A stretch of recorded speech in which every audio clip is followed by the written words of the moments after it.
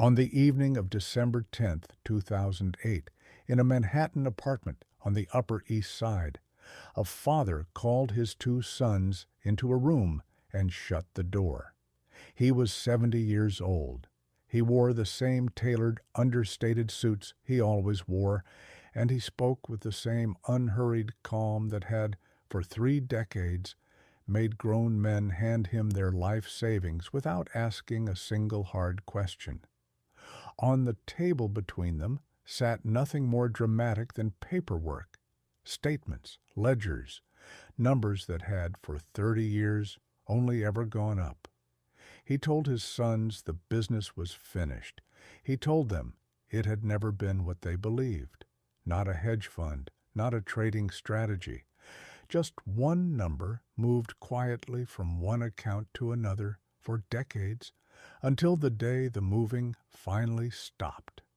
His name was Bernard Lawrence Madoff, and by the following morning, federal agents would be waiting at his door, closing the book on the largest Ponzi scheme in the history of Wall Street.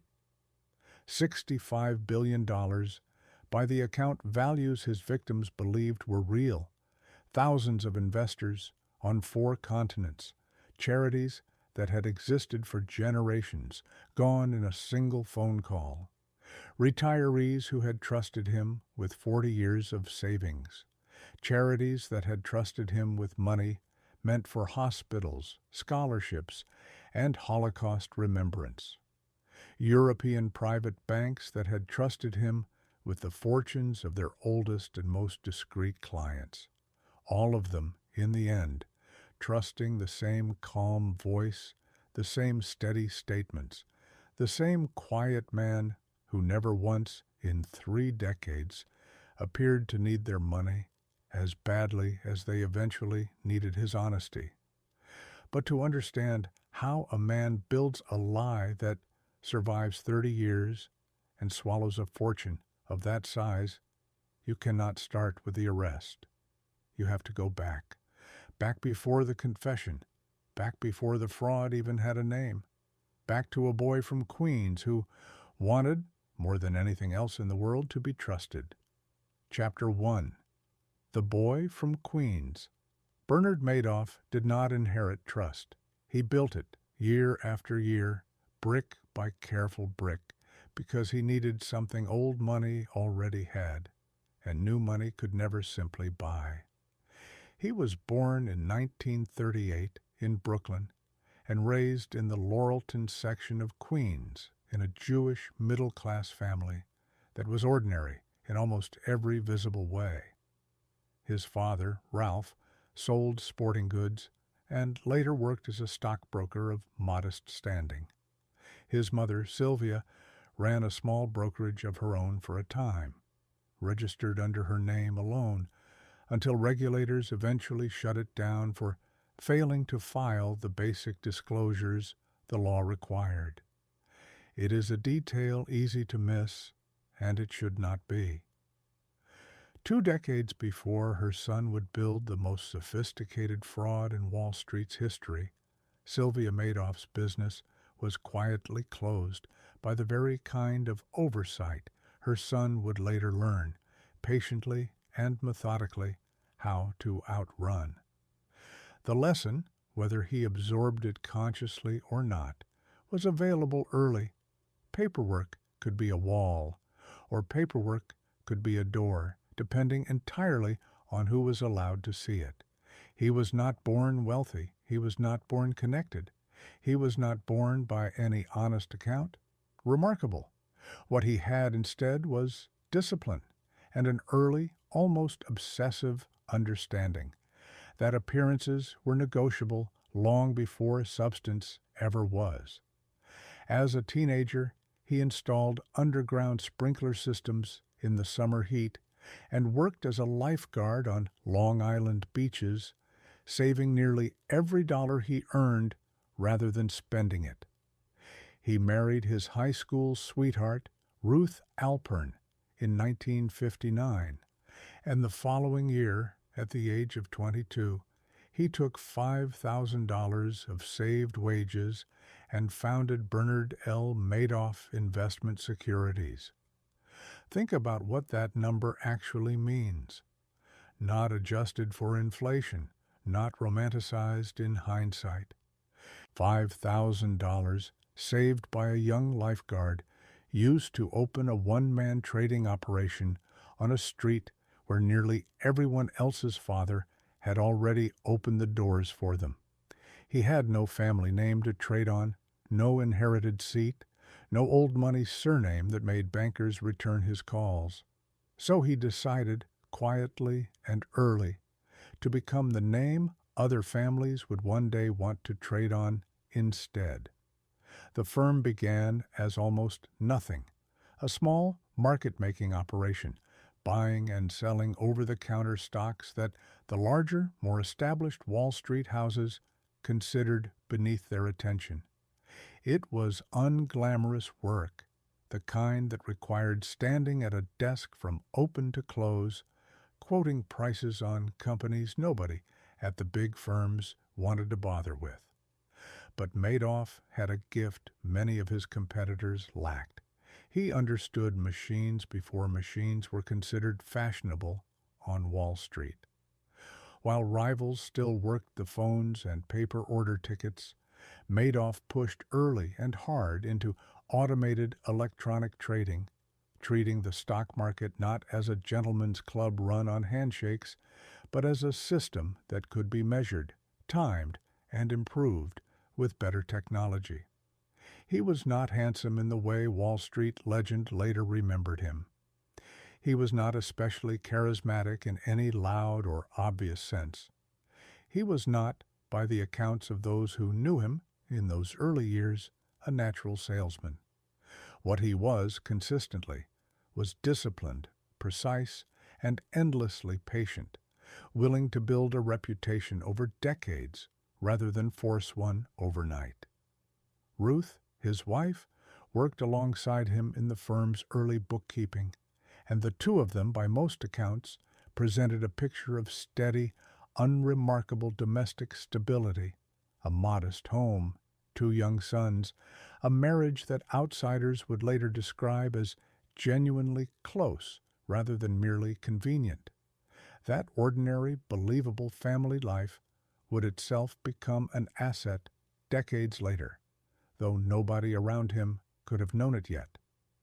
A stable, devoted family man does not, in most people's imagination, run the largest fraud in financial history. That gap between appearance and reality was not an accident. It was the foundation everything else would eventually be built on. Through the 1970s, as the firm grew from a single small office into a genuine trading operation with dozens of employees, Madoff continued reinvesting almost everything back into the business rather than drawing it out for personal luxury. He was not, in that decade, a man conspicuously enjoying his own success. He was a man patiently compounding it year after year, the same way a careful investor compounds returns, slowly, quietly, without drawing unnecessary attention to the size of what was accumulating. In the early years, the firm operated out of a single small office, with Madoff and a handful of employees quoting prices by hand on stocks the larger downtown firms would not touch. He wore, even then, the same understated, well-pressed suits that would later become part of his public image. Not flashy, not showy, dressed instead like a man who did not need to prove anything to anyone. That restraint was not incidental. It was already, in its earliest form, a kind of costume, one that would serve him for the next 5 decades. He courted relationships with small brokerages across the country, offering to execute their orders faster and more cheaply than the larger exchanges could manage, building a network of loyal referral partners who, in time, would come to see Bernie Madoff's name as a kind of quiet guarantee.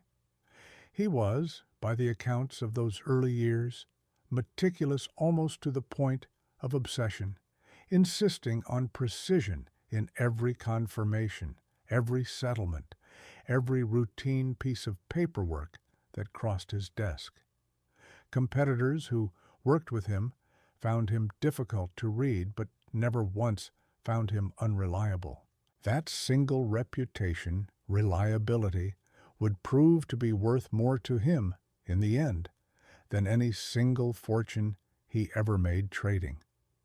That $5,000 would grow into one of the most technologically advanced trading operations on Wall Street, respected by regulators, competitors, and clients alike.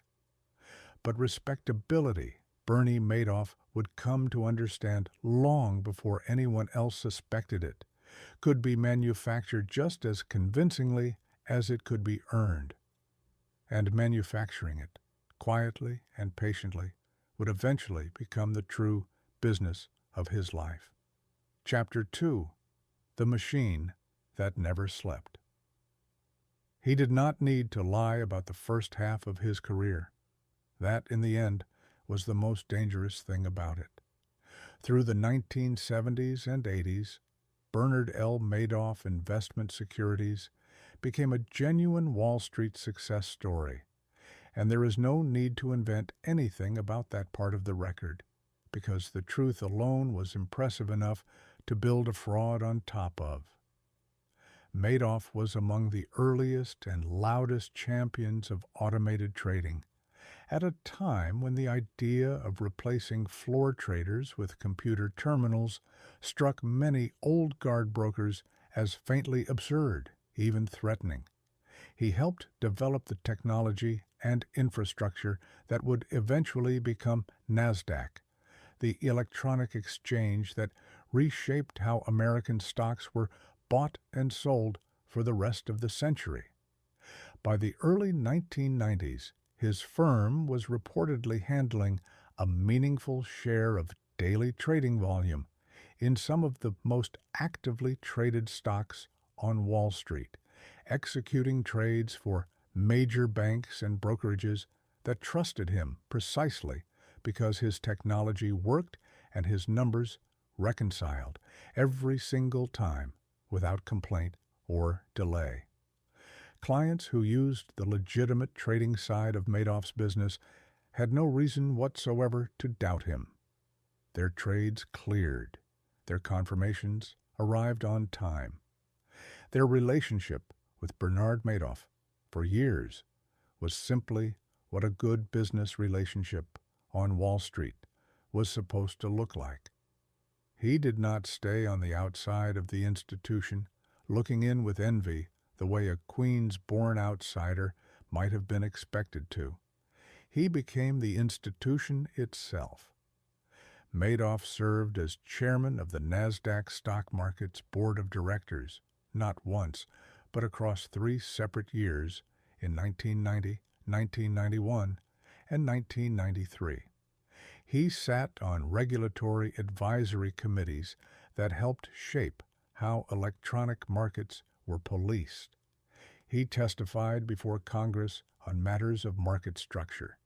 He was, by any external measure available at the time, one of the architects of modern American trading, a man regulators consulted rather than merely regulated. This is the detail that carries the full weight of what came later, and it is worth sitting with rather than rushing past.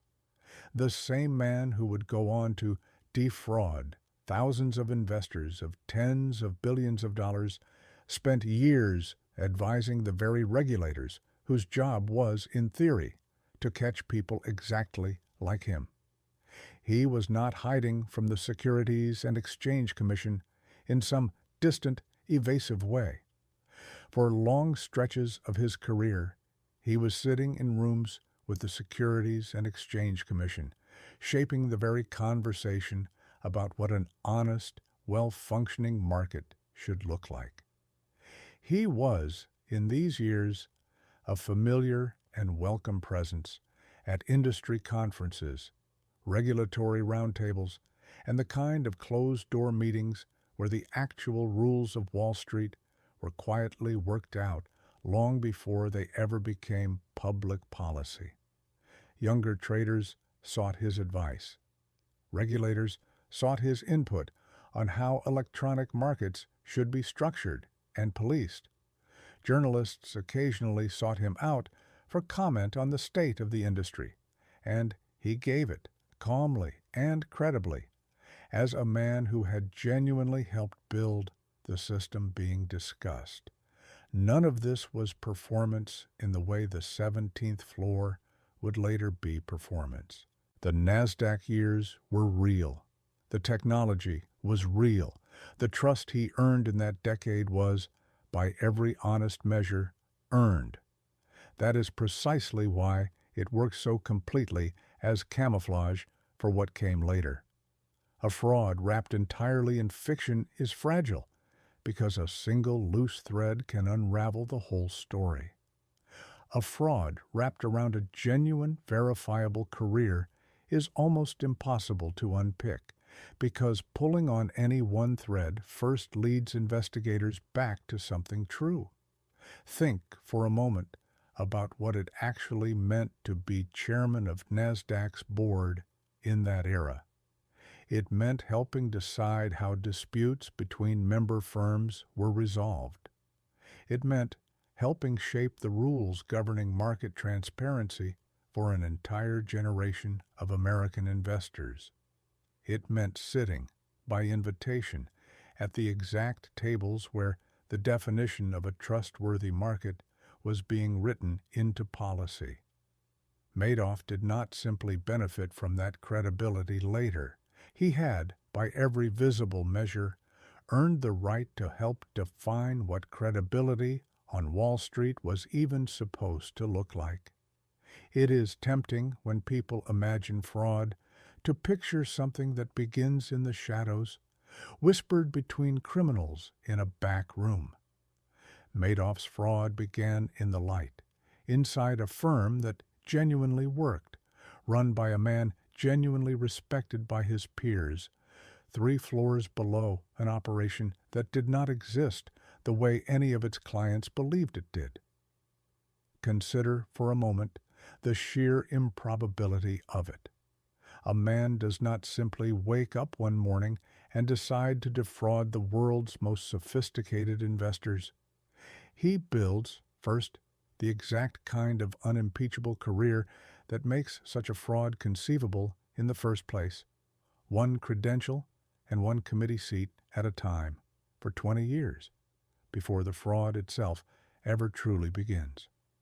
Because on the 19th floor of the Lipstick Building on 3rd Avenue in Manhattan, behind the legitimate trading desks that made Bernard Madoff's public reputation, there was another floor entirely, a quieter one, a more tightly controlled one, and it was there, not on the trading floor that had made him famous, that the real machine was slowly, carefully assembled. Chapter 3. The locked door on 17. A separate floor is not by itself suspicious. A separate floor with its own dedicated staff, its own isolated computer systems, and its own deeply ingrained culture of silence is something else entirely. Madoff's investment advisory business operated on the 17th floor of the Lipstick Building, physically and administratively walled off from the legitimate market-making business 1 floor below. Employees who worked in market-making rarely, if ever, set foot upstairs. Employees who worked upstairs rarely discussed the specifics of their work with anyone outside it, including, in a great many cases, their own spouses and families.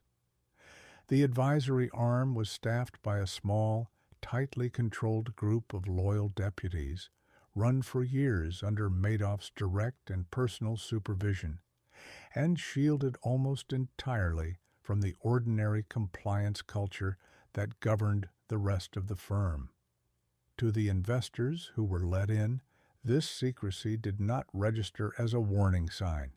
It registered as prestige.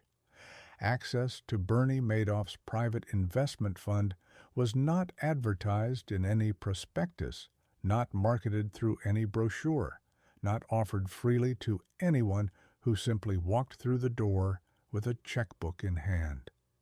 It was whispered about quietly at country clubs, passed carefully between old friends over dinner, treated less like a financial product available for purchase and more like membership in an exclusive club that did not accept new members lightly or often.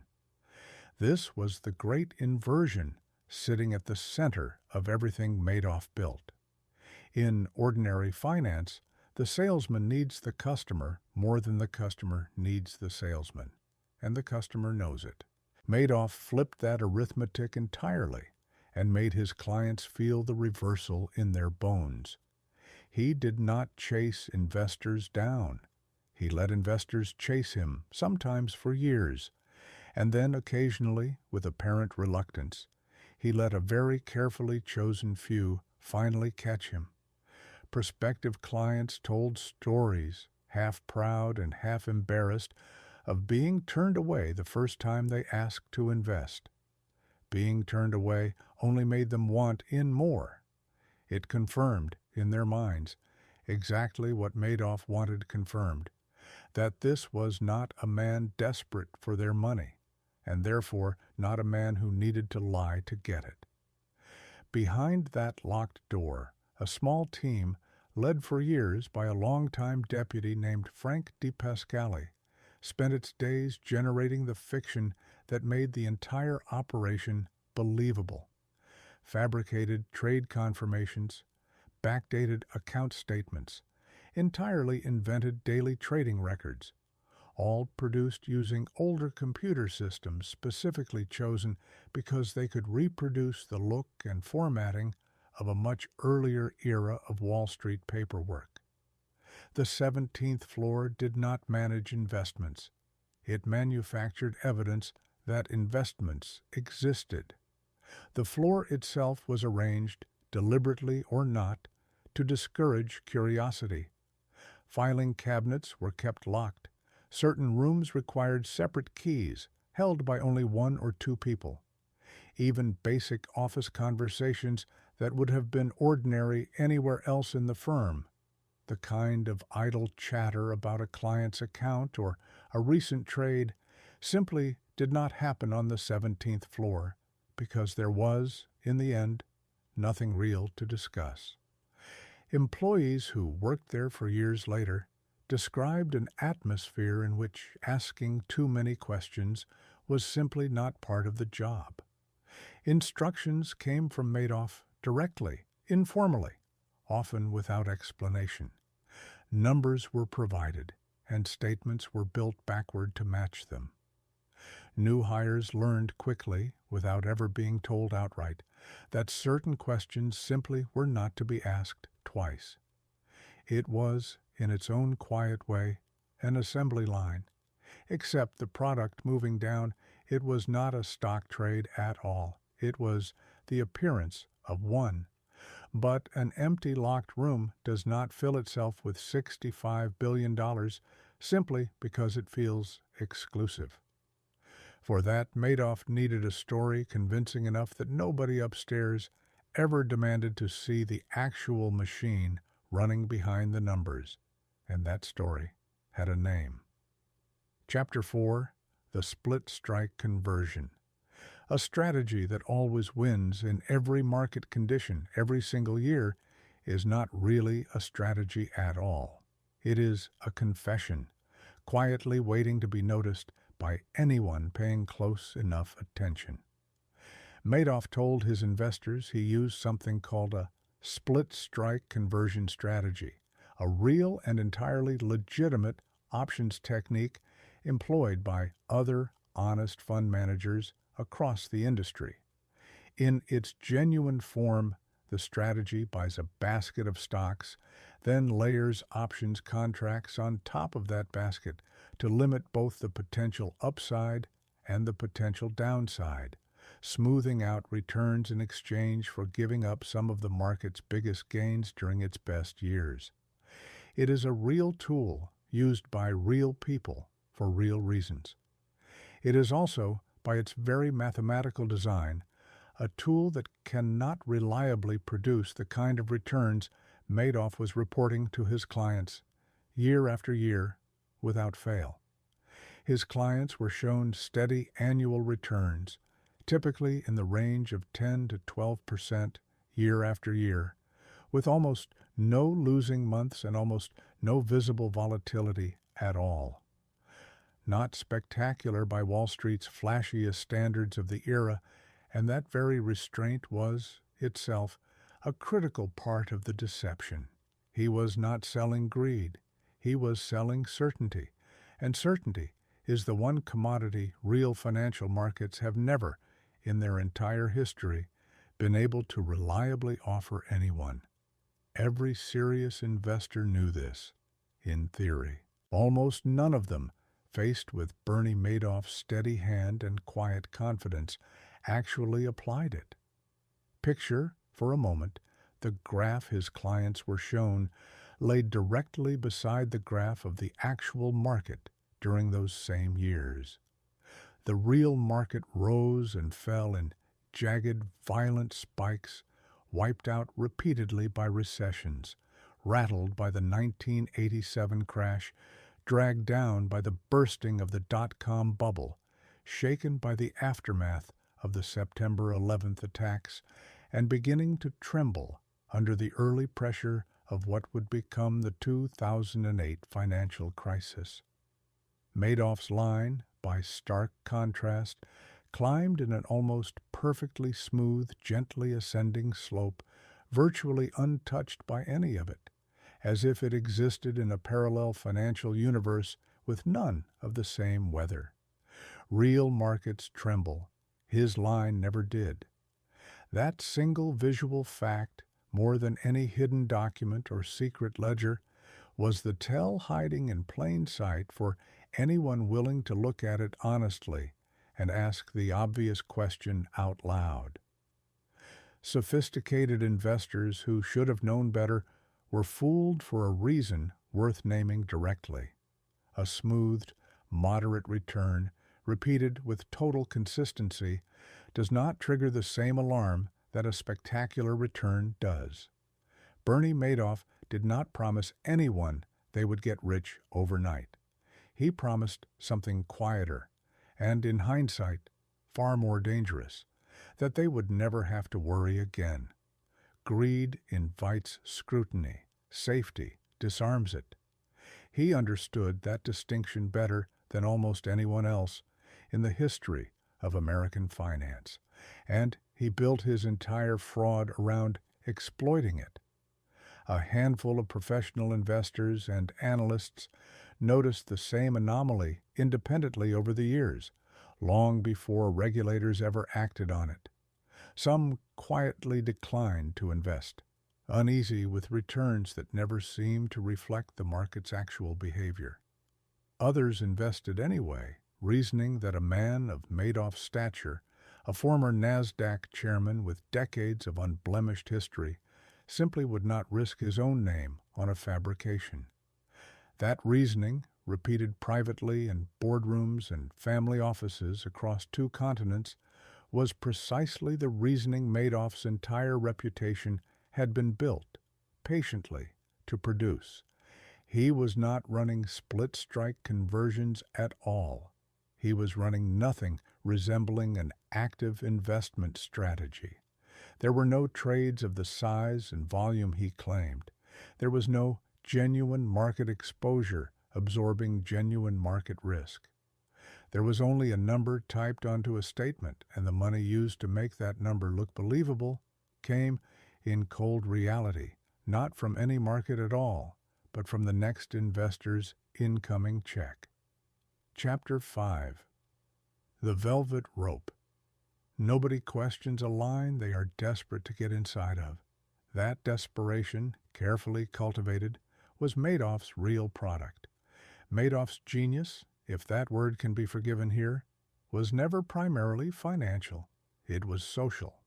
He understood with unusual clarity that wealthy people, no less than anyone else, want badly to belong to something exclusive, and that exclusivity itself functions, in the minds of otherwise careful people, as a kind of substitute for due diligence.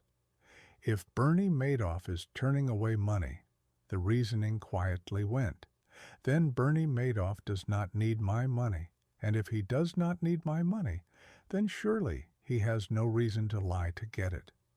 He cultivated this atmosphere with real patience, particularly within the Jewish country club circuit of Palm Beach, Florida, where he became a member of the Palm Beach Country Club and built relationships year after year with the very community he would eventually devastate more completely than almost any other group of victims. Investors recruited other investors, not through any advertising campaign, but through quiet dinner parties, casual golf outings, and gentle introductions among people who trusted one another implicitly because they had known one another, or known of one another's families, for decades. This was not accidental generosity on Madoff's part. It was a deliberate business model.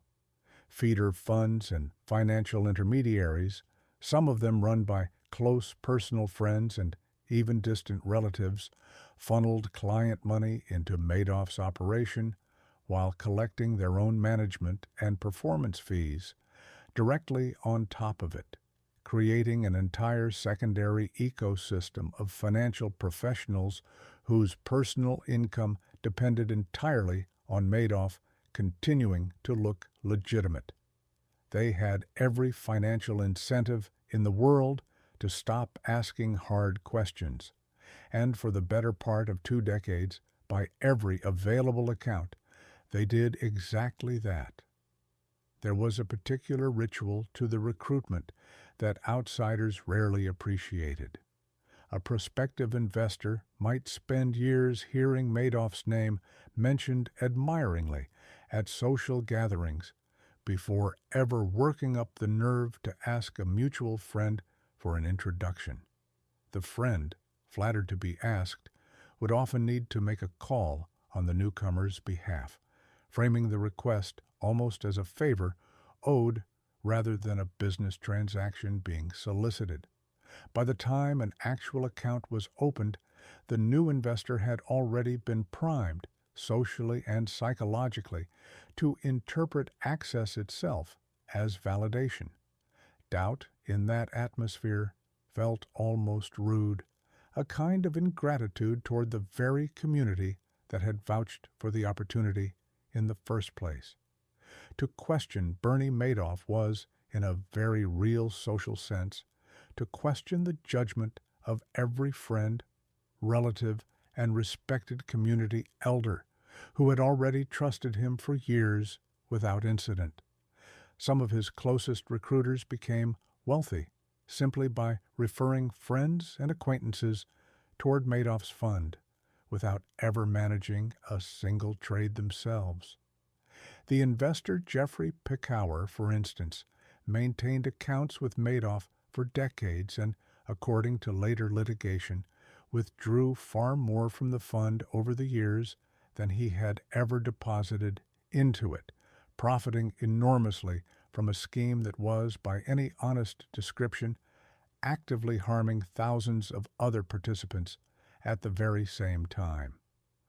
Not everyone close to Madoff was a victim in the same simple sense. Some were, whether knowingly or not, beneficiaries of the very same machine that was quietly destroying others.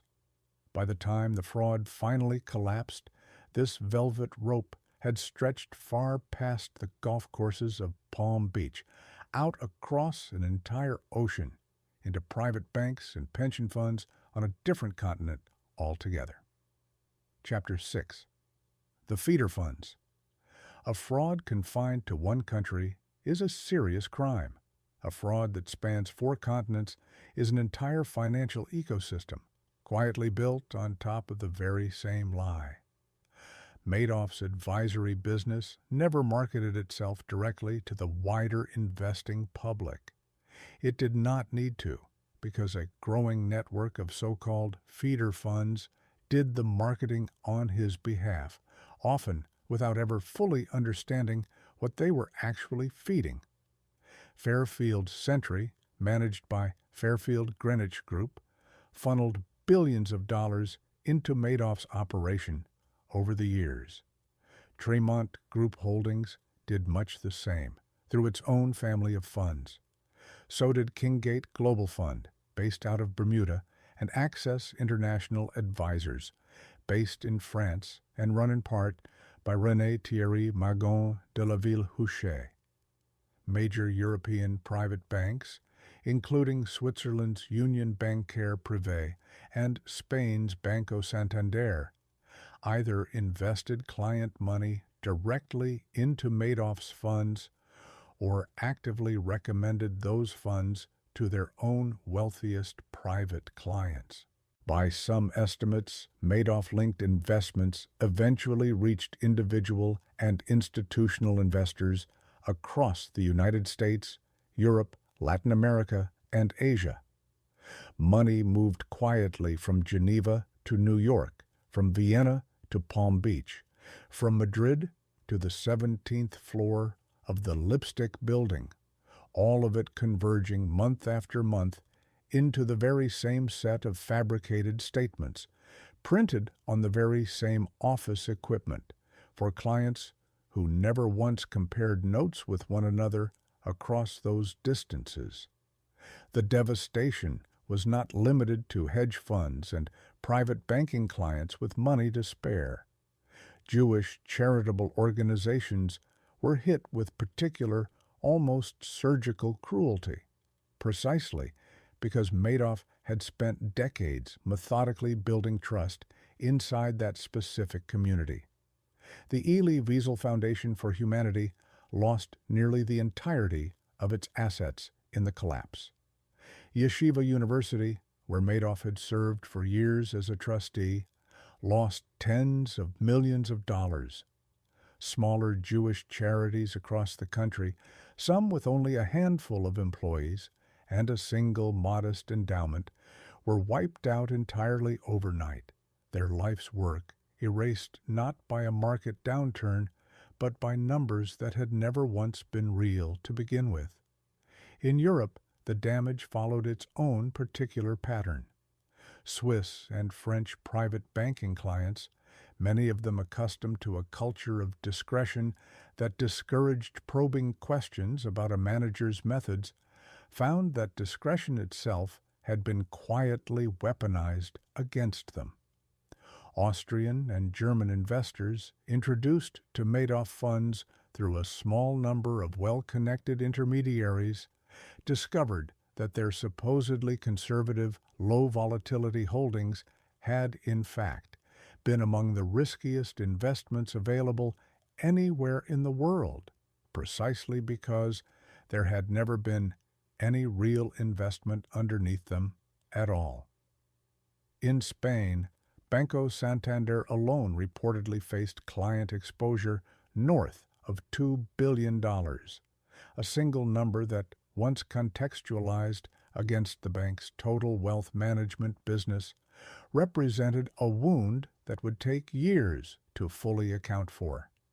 In the United Kingdom, smaller pension funds and charitable trusts discovered similar exposure through their own intermediary relationships, often having never heard Bernard Madoff's name directly until it appeared, without warning, in headlines describing their own losses. The feeder funds themselves rarely described Madoff by name in their own marketing materials, referring instead to a proprietary strategy managed by an unnamed, highly selective investment advisor, a detail that only deepened the sense of exclusivity for the clients being pitched. Investors were told, in effect, that they were fortunate simply to be offered access to a manager too discreet and too successful to court publicity.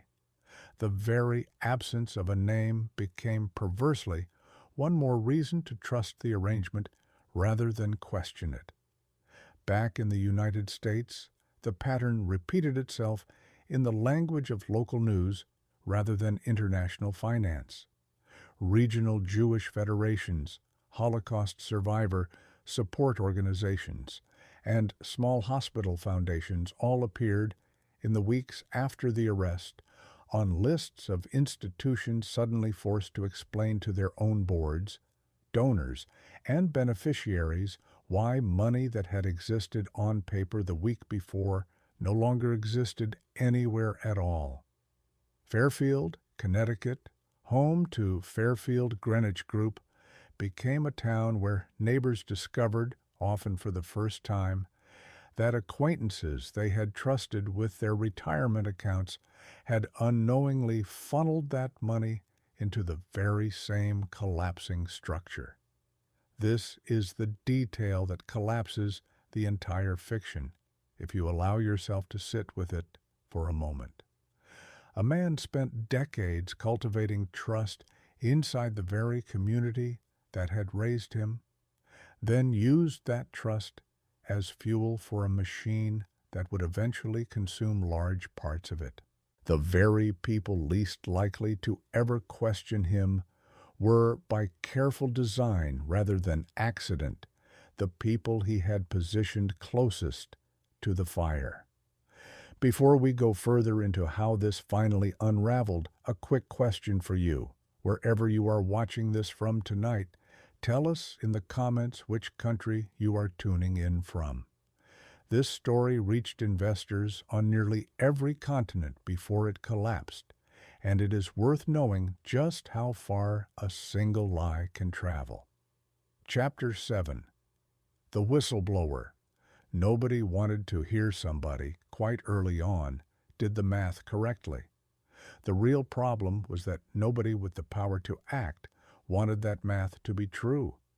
Harry Markopoulos, an independent financial analyst and options trader based in Boston, first examined Madoff's reported returns in 1999, at the request of his own firm, which wanted to build a competing product to match Madoff's numbers. Markopoulos concluded, within a matter of hours, that the returns were not merely unlikely. They were, for the strategy Madoff claimed to be running, mathematically impossible in any market that behaved the way real markets actually behave. He did not simply raise the concern once and quietly move on with his career. Over the following 9 years, Markopoulos submitted a series of detailed written reports directly to the Securities and Exchange Commission, laying out, point by careful point, precisely why Madoff's numbers could not exist in any genuine market. He identified the complete absence of the volume of options contracts Madoff would have needed to trade in order to support his claimed strategy at the scale he claimed to be running it. He calculated that Madoff's fund, if it were genuine, would have needed to be among the single largest options traders anywhere on Earth, generating a volume of trading activity that simply never appeared anywhere in the market's own independently verifiable records. The Securities and Exchange Commission investigated aspects of Madoff's business on more than one occasion between the late 1990s and 2006. Each time, the investigation ended without any formal action being taken. Regulators examined narrow pieces of the business, found no obvious smoking gun in the specific areas they happened to check, and moved on to other matters, never fully connecting Markopoulos's detailed warnings to the broader reputation of a man who had once chaired NASDAQ's own board of directors. Markopoulos later described, in his own account of the pursuit, sitting across from SEC staff and walking them through the mathematics in painstaking detail, only to watch the meeting end with polite nods and no meaningful follow-up. In 2005, Markopoulos submitted his most detailed report yet, bluntly titled, to make its central claim impossible to misread, that Madoff's operation was, in his professional assessment, the world's largest Ponzi scheme. He laid out 29 separate red flags, ranging from the impossible consistency of the returns to the small, unknown accounting firm handling audits for a fund managing what should have been tens of billions of dollars. A firm of that size, operating out of a strip mall office with a handful of employees, was itself one of the clearest warning signs available, and it too went unexamined for years. No fund of the size Madoff claimed to run had ever, anywhere in the industry, been audited by a business that small. It was the kind of detail that, once pointed out, seemed almost too obvious to have been missed. And yet, year after year, it was. He grew, by his own admission, genuinely afraid of Madoff's reach and influence within the industry, at one point worrying privately about his own physical safety, simply for having pursued the matter so persistently. He was not a whistleblower, operating in some legal vacuum, waiting quietly for someone to notice his work. He was a man shouting the same warning, in writing, for nearly a decade, to the one agency in the country whose entire purpose was to listen. Ask yourself, honestly, what it actually takes for 9 years of specific, technical, repeatedly resubmitted warnings to go essentially unanswered by the agency built specifically to investigate them. It takes more than simple incompetence. It takes an institution structurally unwilling to imagine that one of its own former leaders, a man it had once trusted to help write the rules, could be the very thing it existed to catch. Chapter 8. The Arithmetic That Couldn't Lie Forever. A Ponzi scheme is not, underneath its glamour, really a strategy at all. It is an unpaid loan, carefully dressed up as an investment.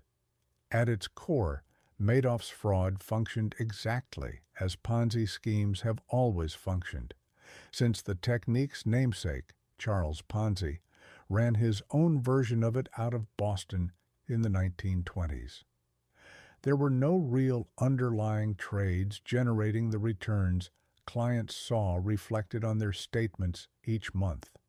Instead, money contributed by new investors was used to pay the reported returns and honor the withdrawal requests of earlier investors, creating a durable appearance of consistent profit, while, underneath that appearance, the fund's actual assets steadily and silently hollowed out. For the arithmetic to keep working, the operation needed a constant, uninterrupted stream of fresh capital, always larger in total than the redemptions flowing out the other side in any given period. As long as new money kept arriving faster than existing investors wanted their money returned, the illusion held together perfectly. The statements looked entirely real because, on paper, they were internally consistent from month to month. The problem was never really the paperwork itself. The problem was that behind the paperwork, in the actual market, there was almost nothing there at all. When investigators later reconstructed the fund's real trading activity from years of records, they found that for long stretches, Madoff's advisory arm had not purchased or sold the securities it claimed to hold in anything close to the volumes it claimed to be trading. The monthly statements clients received, showing carefully chosen blue-chip stocks and precisely, plausibly timed trades, were manufactured well after the fact, engineered backward to match the specific returns Madoff had already privately decided his clients would see that month. By the final years of the fraud, the advisory business was reportedly managing paper account values across thousands of client relationships, each requiring its own individually fabricated monthly statement, its own plausible sequence of invented trades, its own internally consistent history stretching back years. Maintaining that illusion at scale required not one lie, but millions of small, mutually reinforcing ones, each generated to survive a casual glance rather than a forensic audit, because for 3 decades, a casual glance was the only scrutiny anyone ever thought to apply. Multiply that single fact across thousands of accounts, dozens of countries, and 30 years of monthly cycles, and the true scale of the fabrication becomes almost impossible to hold in the mind all at once. Consider how mechanically simple the deception actually was once stripped of its reputation and its marble lobby. A client deposited a sum of money. Months later, a printed statement arrived showing that some invested in a familiar basket of well-known stocks, purchased and sold at prices that, when checked only casually, appeared to fall within that day's actual trading range. No client ever received a statement claiming to have bought a stock at a price the market never touched, because that would have been trivially easy to catch. The genius of the fabrication was not its complexity. It was its restraint. The lie was built just carefully enough to survive a glance, and Madoff's reputation ensured that for 30 years almost nobody ever looked closer than a glance. A scheme built this way does not fail because someone finally, dramatically catches the lie in the act. It fails because arithmetic, unlike people, cannot be charmed, flattered, or reassured into patience. Eventually, inevitably, the money going out has to exceed the money coming in. And when that finally happens, no amount of trust painstakingly built over 30 years can stop the number from going, all at once, catastrophically the wrong way. Chapter 9. The year the withdrawals came. Every fraud, sooner or later, waits for a crisis it did not create, to finally expose the one that it did. By 2008, the global financial system was in genuine freefall. Housing markets across the United States had collapsed. Major banks had failed outright or required emergency government rescue simply to remain standing. Investors across the world, frightened and suddenly desperate for available cash, began pulling money out of nearly every fund they held, including funds that had absolutely nothing to do with mortgages, subprime lending, or the broader crisis unfolding around them. Banks stopped lending to one another overnight. Storied investment houses that had survived a century of prior downturns disappeared within days. Ordinary investors, watching their retirement accounts lose a third of their value in a matter of weeks, wanted whatever cash they could recover from whatever source still appeared solvent as quickly as possible. Madoff's fund, despite its carefully cultivated reputation for calm stability, was no exception to this panic. Clients who had once treated their Madoff statements as a settled, almost untouchable certainty now urgently needed liquidity, and they needed it immediately, not on some future date convenient to the fund. By some estimates, redemption requests submitted to Madoff's firm in the final months of 2008 totaled somewhere near $7 billion, money that existing clients sincerely believed was simply sitting, safe and available, in their individual accounts, ready to be withdrawn the moment they asked for it. In reality, It had never been sitting anywhere at all. It had been spent years earlier, quietly paying off the redemptions that had come before it. Colleagues who worked near Madoff in those final weeks later described a man who appeared, on the surface, almost unnaturally composed, continuing to arrive at the office on schedule, continuing to greet staff by name, continuing to project the same unhurried calm that had defined him for half a century, even as the private arithmetic behind the walls he had built finally, irreversibly, stopped balancing. It was, in retrospect, the same discipline that had built the fraud in the first place, now simply being spent on managing its final collapse, instead of its long expansion. For 30 years, Madoff's single greatest skill had been carefully managing the gap between what people believed was sitting in their accounts and what was actually there in reality. The financial crisis closed that gap all at once, in nearly every account, on every continent, within the very same terrifying few weeks. There was no new wave of investors large enough anywhere to cover $7 billion in sudden exits. There was no backup strategy to fall back on, because there had never truly been a working strategy running in the first place. Some of his largest institutional clients, alarmed by the broader market collapse and needing cash for entirely unrelated obligations, submitted redemption requests running into the hundreds of millions of dollars each, expecting the same prompt, reliable service they had received for years without incident.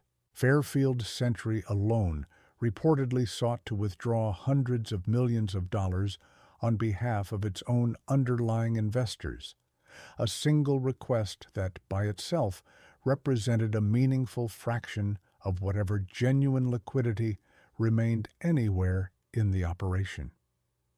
Madoff reportedly scrambled through the autumn of 2008, using whatever new deposits still arrived to cover the largest and most urgent of these requests, delaying smaller ones with the same calm, unhurried reassurance that had worked for 3 decades. For a few weeks, the juggling act continued. Then, quite simply, there was no more money left to juggle with. By early December of that year, Bernard Madoff understood, with total and unavoidable clarity, exactly what a lifetime spent building trust had ultimately been for. Not, in the end, to weather a genuine crisis. Only, it turned out, to delay one. Chapter 10. The Confession. He did not wait passively to be caught. He decided instead, with characteristic control, precisely how the story would finally end. On December the 10th, 2008, Madoff told his sons, Mark and Andrew, both of whom worked exclusively in the firm's legitimate trading business and had, by every credible account, no knowledge whatsoever of what occurred upstairs, that he wanted to pay out several $1,000,000 in employee bonuses well ahead of the normal schedule. It was an unusual and specific request, and it worried his sons enough that they pressed their father directly for an honest explanation. What followed in that quiet Manhattan apartment was the confession described at the very beginning of this story, that the advisory business was, and had been for many years, an outright fraud, and that essentially nothing of substance remained behind it. His sons reported him to federal authorities the very next day. On December the 11th, 2008, agents from the Federal Bureau of Investigation arrived at Madoff's apartment and placed him under arrest. According to the agent who conducted the interview, when asked directly whether there was an innocent explanation for what he had described to his sons, Madoff said simply that there was not. no negotiation, no denial, no attempt, even in that first conversation, to soften what he had already decided the night before, to confess in full. He was charged with securities fraud, and within a matter of weeks, the true scale of what investigators were uncovering made clear that this was not simply a large fraud among many. It was, measured by total dollar figures claimed by victims, the largest Ponzi scheme in the entire history of Wall Street, with losses eventually estimated at approximately $65 billion in reported account values, though the actual cash losses, once decades of fabricated paper gains were carefully stripped away, were later calculated by forensic accountants at closer to $17 or $18 billion. In the months between his arrest and his eventual guilty plea, Madoff remained free on bail, confined largely to his Manhattan penthouse under strict conditions, a period during which the full scope of the fraud continued to come into focus for investigators, journalists, and the thousands of victims combing through their own account histories for the first time with genuinely open eyes. Court-appointed trustee Irving Picard was given the enormous task of clawing back whatever assets could still be recovered, eventually reclaiming billions of dollars, though only a fraction of what had actually been reported lost across all those printed statements over the decades. To understand what even that smaller, more honest number still represents, forget modern headlines for just a moment. $17 billion represents real principal, real retirements, real charitable endowments built up over generations, taken not through a single dramatic heist, but through 30 patient years of quiet, personally delivered lies, told one relationship at a time. Chapter 11. The Human Wreckage. A fraud of this size is never truly measured only in dollars. It is measured, more honestly, in the people who believed him. The human toll of Madoff's scheme extended far beyond any balance sheet. René Thierry Magon de la Ville-Huchet, a French aristocrat and co-founder of Access International Advisors, had placed the overwhelming majority of his own firm's assets and much of his family's personal wealth into Madoff's fund over the years. Weeks after the fraud became public, he was found dead in his Manhattan office, having taken his own life. He left behind letters expressing profound devastation at having lost not only his own fortune, but the money of friends and longtime clients who had trusted him personally to protect it. He was not the only life the collapse touched irreparably. Retirees who had spent entire careers building modest, carefully managed nest eggs discovered almost overnight that their statements, the ones they had checked with quiet satisfaction every single quarter for years, reflected numbers that had simply never existed anywhere outside a printer. Charitable foundations closed their doors permanently within weeks. Small nonprofits that had relied on Madoff-linked endowments for their entire annual operating budget shut down within months, laying off staff members who had done nothing wrong beyond trusting an institution that appeared, by every outward measure available to them, entirely unimpeachable. The wreckage reached into Madoff's own family with a particular, relentless force. His son Mark, who had reported his own father to federal authorities, spent the following 2 years under intense public scrutiny and suspicion, despite never being charged with any wrongdoing himself. On December the 11th, 2010, exactly 2 years to the day after his father's arrest, Mark Madoff took his own life in his New York apartment. His brother Andrew died of cancer several years later, having spent much of his final years largely estranged from their father. Ruth Madoff, married to Bernie for over 5 decades, lost her home, her savings, and eventually most of her remaining friendships and relationships, living out her later years in comparative isolation, her own name inseparable from her husband's. Author and screenwriter accounts of the collapse would later describe a particular category of victim rarely discussed in the financial press: elderly investors who had trusted Madoff with the entirety of their retirement savings, only to discover at 70 or 80 years old that there was no time left in a normal working life to rebuild what had vanished. Some were forced to sell homes they had lived in for decades. Others returned to work in their 70s, taking retail and clerical jobs simply to cover basic living expenses that a lifetime of careful saving had once seemed to guarantee against. Stephen Norman Mendelow, one of the intermediaries who introduced clients to Madoff's fund, later described watching people he had personally recruited, friends of decades, lose everything they owned, a weight he said he carried for the remainder of his own life. Beyond the individual tragedies, the collapse rippled outward through entire professional communities that had trusted Madoff collectively.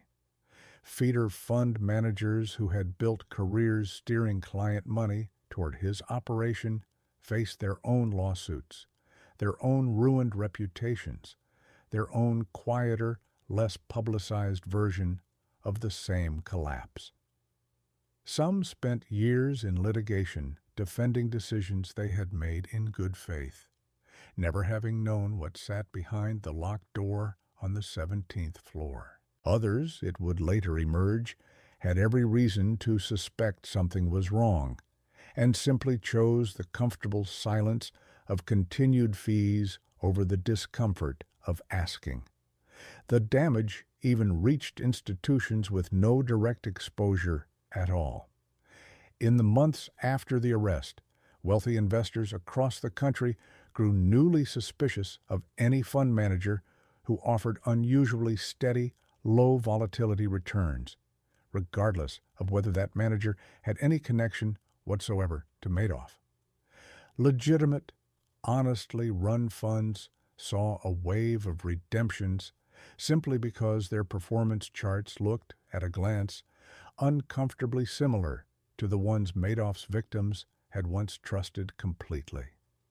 An entire industry's relationship with the idea of a smooth, dependable return was permanently altered by one man's 30-year fabrication. Fund managers who had spent careers building genuinely low-risk, low-volatility products now found themselves having to explain, defensively, why their own consistency was not itself a warning sign, a strange and lasting inversion of what had once been considered simply good, careful investing. This is the detail that carries the full weight of the entire story. The fraud did not end neatly with the arrest, the way a headline suggests it should. It continued quietly claiming lives for years afterward, moving through a family that had once seemed, from the outside looking in, like the very picture of stability the entire scheme had been carefully built to sell.